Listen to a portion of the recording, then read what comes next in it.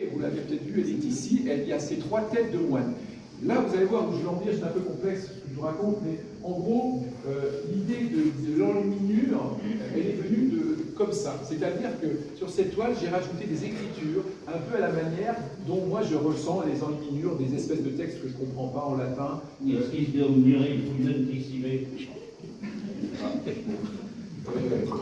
En tout cas, je m'excuse, je suis en train de relire mon texte quand même, parce que je suis un peu perturbé. Ne riez pas, parce que vous vous moquez de moi.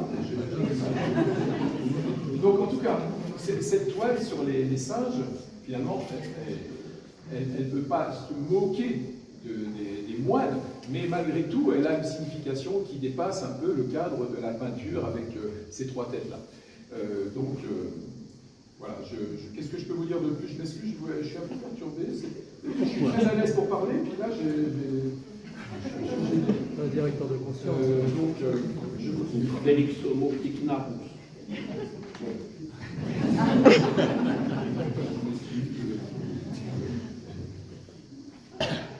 Alors, donc, en gros, on aurait dû répéter un peu ce vernissage tout seul, j'aurais dû raconter des choses. C'est de l'improvisation ou pas? Je te dirai après. Donc, je suis perdu dans ce que je veux vous dire, du coup, je suis un peu perturbé.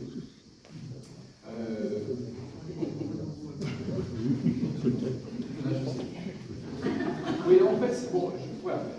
Qu'est-ce que je veux montrer dans ce que j'ai fait? Il y a aussi tout un aspect de reprise des codes du Moyen-Âge. Il y a par exemple les couleurs du Moyen-Âge. Et moi, les couleurs du Moyen-Âge, je les ai un peu galvaudées. J'ai pris des couleurs un peu à ma manière, je les ai reprises comme ça. Je voudrais dire que au Moyen-Âge, toutes les couleurs ont une signification. Or, moi, pas du tout. J'ai pris un peu ce que je voulais, et puis voilà, elles ont une signification que je ne connais pas. Donc, voilà, ça vous laisse perplexe, là, je sais.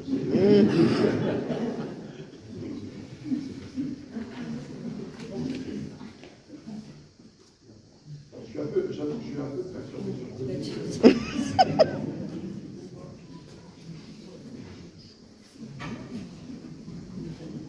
Bon, en tout cas, vous avez remarqué, il y a quand même quelques éléments qui sont plus particuliers. Je trouve qu'il y a un grand livre.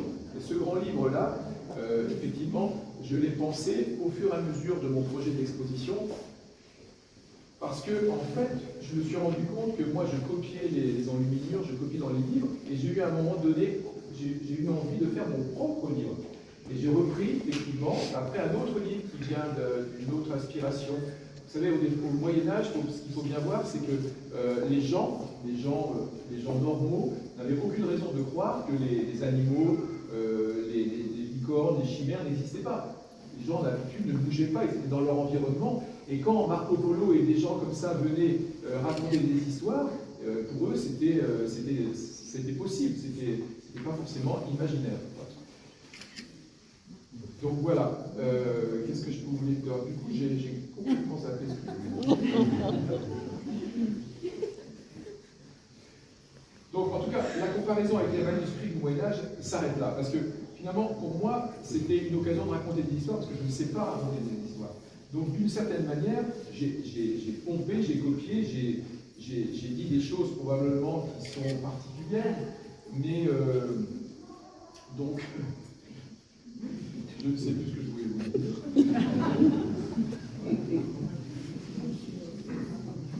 Bon, en tout cas, voilà, je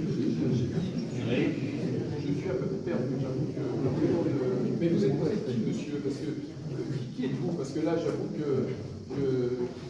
Negosum, Jacobus, Nepos, Viemni, Cuyus e Brupum, Paitupaitumers in Abasia, et Cuyus Aliquae, Sotimifana, Juxta, e Brupum. Latinum, non Delegis. Félix Homo Ignarus, en langage vulgaire. Je suis Jacques, le neveu de Guillaume de Marqueret, dont la plate tombe a été mise à jour à l'abbaye Notre-Dame du Vœu et dont les reliques sont près de la plate tombe. Je connais. Voilà. Je suis navré en mes vertes années à la face, ce qui explique ma ton hideuse apparence. Dernière hypothèse. Merci. Moi, ça veut dire je peux reprendre. Vous pouvez continuer. Merci. Donc, ce que je voudrais mettre en valeur quand même dans ce travail que j'ai fait, c'est plusieurs choses, dont cette toile qui est là-bas et tout au fond, et qui représente Adam en train de nommer les animaux. Alors c'est une toile importante pour moi déjà parce que mon fils, je l'ai dessiné à la place de Adam, et donc ça c'était un petit clin d'œil, j'aime bien jouer sur ces aspects-là. Et bien sûr, ça part d'une... toutes ces enluminures partent d'une signification religieuse entre le bestiaire du bien et du mal. C'était peut-être la raison de l'énervement de... Je ne sais pas comment je dois vous appeler, mais en tout cas, j'ai plus rien à dire. J'ai zappé tout ce que je voulais dire. Quoi dire d'autre?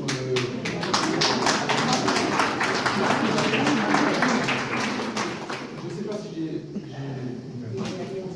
très intéressant dans ce que j'ai dit. Qu'est-ce qu'on peut dire d'autre? Je ne sais pas. Parce que... Ego Batiar Mifili intervention. En langage vulgaire, permettez-moi, Jean-Philippe, une intervention, malheureusement sans grande espérance de succès, alors que vous voilà entouré de vos laudateurs, tous gens du siècle, et bien peu portés, je le crains, au respect des mystères divins. Je cite, « D'une certaine façon, je suis un imposteur. » C'est génial. Voilà donc l'aveu. Un aveu qui, dans le cadre de la Sainte Confession, eût été un premier pas vers une possible rédemption, mais publiquement, sans la moindre honte ni le moindre remords. Et cela m'amuse beaucoup, osez-vous ajouter. Vous assumez donc sans vergogne votre premier péché. Pour votre malheur, il n'est pas esselé. Si encore vous étiez contenté de consacrer les ressources de votre art et votre talent à l'exploration du monde, de le représenter pour la plus grande gloire de son Créateur, vous eussiez fait bonne et émerveillable œuvre de collaboration divine. Mais vous êtes explorateur palace, rapporteur de fables horrifiques, inventeur d'imaginaires prodiges, porté par le même orgueil infini que celui qui conduisit les hommes à vouloir bâtir une tour touchant le ciel.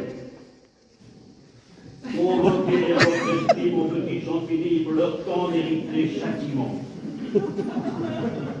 Usquiat fidem, te yactagi tautaki atua. Jusqu'à quel excès portera cette démesure? Ne percevez-vous pas en votre âme le même péché d'orgueil qui conduisit Lucifer à vouloir égayer son Créateur? Un irrésistible orgueil vous aveugle, mon petit Jean-Philippe. Et c'est là votre deuxième péché. Mais vous fîtes pire.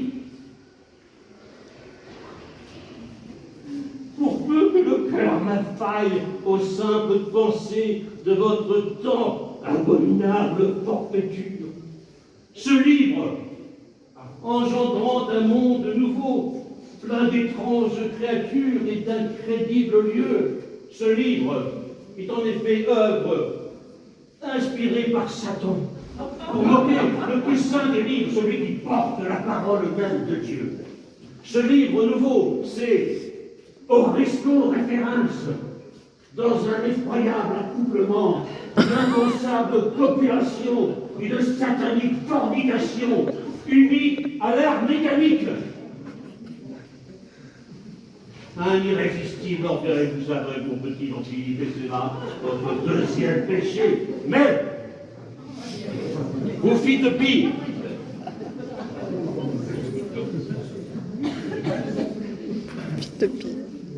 Cet animal maléfique, hideux dans son apparence, dont le nom même de singe s'est trouvé le mieux approprié pour désigner toute imitation servile, cet animal qui montre à l'homme la grimace de son visage, vous en fîtes une monstrueuse icône pour une neuve adoration.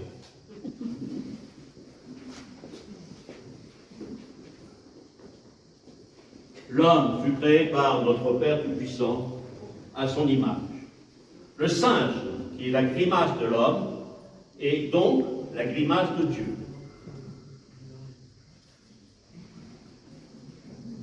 La grimace de Dieu, comment peut-on l'appeler, mon petit Jean-Philippe? Je vous pose la question, et vous restez quoi? Vous l'entendre dire pourtant était un autre pas possible sur le chemin de l'expiation. Mais vous vous taisez, mon petit Jean-Philippe. Alors je vais vous le dire. La grimace du visage divin, c'est le visage du diable. Ainsi, vous avez fait de Satan votre idole.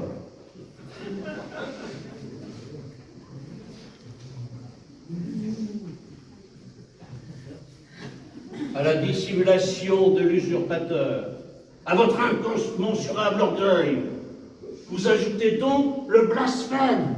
Et c'est là votre plus grand péché. Certes, mais pourquoi on écoute ces provocations? C'est du théâtre ou c'est carrément... Un nouvel envoyé de Satan, Mais oui, bien sûr, Satan, Dieu, parfaitement. Mais pourquoi venir interrompre le travail de Jean-Philippe de cette manière-là, sans vous présenter?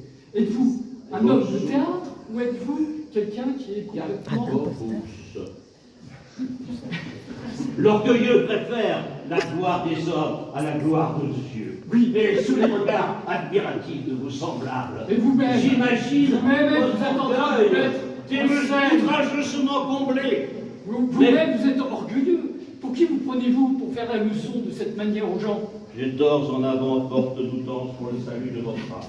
Votre âme s'en fout, c'est quoi? J'ai dit là, maintenant, beaucoup prié. Ouais, continuez à je prier. vois que mes prières restent vaines. Forcément, c'est évident. Je cite. Le prosélytisme, vous n'avez pas à le faire là en ce moment. Et attendez, là, c'est pas du tout écrit, ça. Excusez-moi, mais... Je cite. Je ne ferai pas le moine, j'aime trop les plaisirs terrestres. Osez-vous ajouter, comme une flèche ultime, ultima necat, la dernière tue.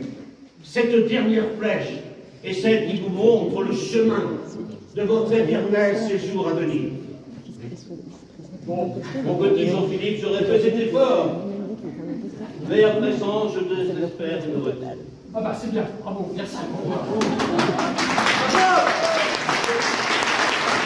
Je continue à la prière.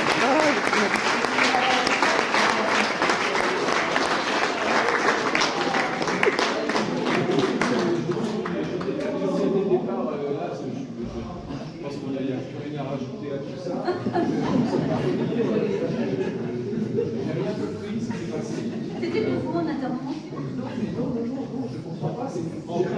Vous avez déjà envie quelqu'un qui est venu, qui est plein, là c'est le summum, je n'imaginais pas tout ça, moi je m'explique. Alors, voilà, je ne sais pas quoi dire d'autre. Venez les étudiants à mon secours pour clôturer ce mouvement.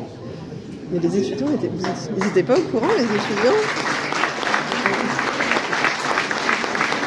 C'était prévu, mais les étudiants, ils étaient au courant. Les étudiants, je sais pas, mon ami j'ai écrit, je ne savais pas. J'ai écrit. Alors, On va merci. gérer ça en bon. Et ça ne voulait pas faire de ce que je ne pas que moi, je peux aussi.